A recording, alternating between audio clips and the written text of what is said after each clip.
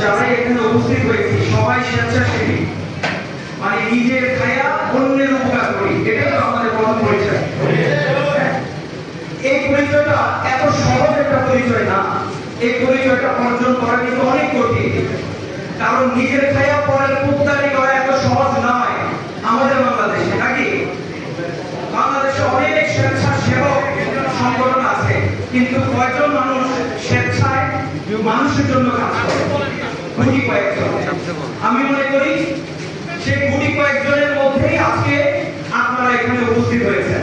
আপনারা এটা স্বীকার করেন তো? কারণ অনেক গরম, এখানে এসি নাই।